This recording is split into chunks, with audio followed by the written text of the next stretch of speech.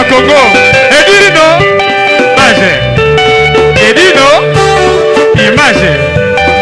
Edino, image.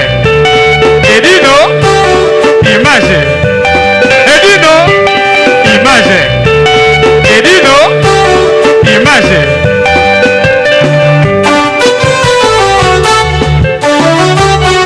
Ouais. Restaurant Ewaka, chez Maman Jeannette, au numéro 7 du boulevard de Brandebourg, à Ivry-sur-Seine, confère Place Gambetta à Ivry. Un restaurant africain de proximité, spécialisé dans la cuisine africaine. Ouverture tous les jours dès 13h à minuit.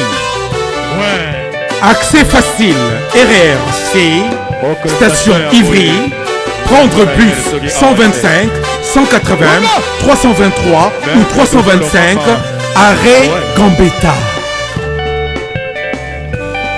Un accueil chaleureux dans un cadre convivial nous propose des mets variés pour tous. La cuisine africaine à l'honneur, des plats préparés à la demande, à consommer sur place ou à emporter. Du poisson, malangwa braisé ou liboké, poulet braisé, des brochettes, mori makayabu, cabri ntaba braisé, liboké ngoulou, mafé. Accompagnement, banane plantain makemba, chikwang, konga national, semoule, moule, riz, atsieke, légumes verts, feuilles de manioc, ponduto sakasako et bisso, bitekiteku, haricots, madesu et autres mfumbwa.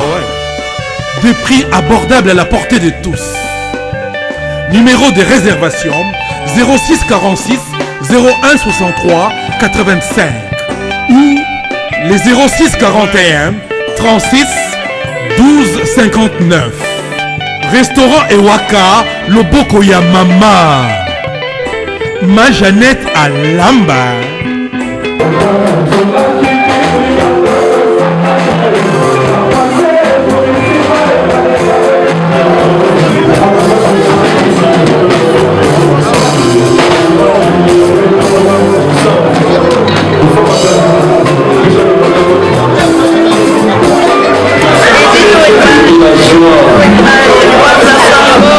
Donc on dirait que c'est ici, ça chauffe, hein, et dis-nous.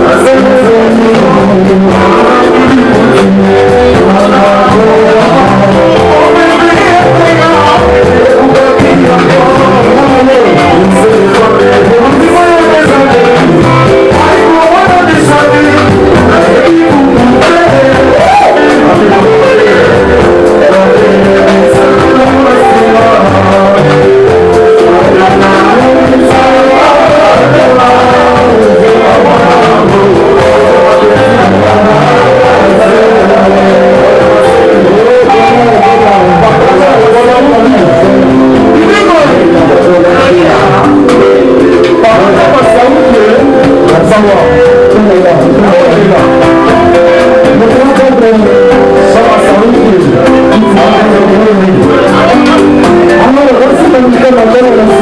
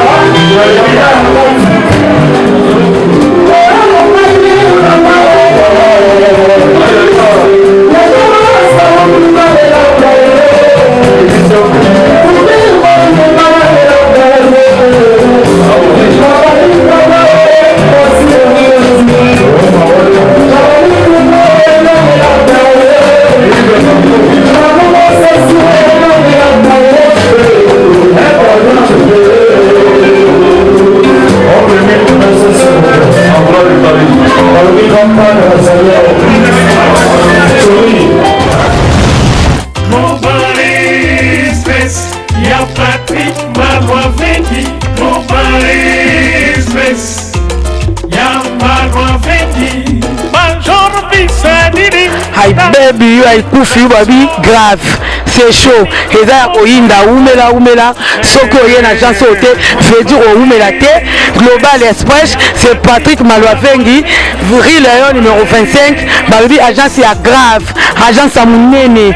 Oyo tozoko tinda ba koli na biso na Kinshasa, ba koli na biso na Angola, ba koli na biso na Brazza. Pour koli le koma kitoko, il faut les canards. Rue Léon numéro 25 et pas Patrick Malwavengi, balobi Global Express souka l'agence soko yete veut dire umela te pona kati agence oyo toza na ba service ebele okotinda ba carton okotinda bilamba et puis tozali na service moko futi mbongo mutaza na Kinshasa kozwa traitement au futi mbongo mutakufi na Kinshasa bakokunda ye kitoko chez Patrick Malwavengi balobi service kitoko soko lingo umela foya na Rue Léon numéro 25 na Global Express chez Patrick Malwavengi souka l'agence ba mama Paris bana bela ba fongole biso eloko kitoko vraiment ngo iumela atinda bilo ne kaka awa po bilo ne ko ba kitoko na bakini po ngaba ba carton ekenda kaka awa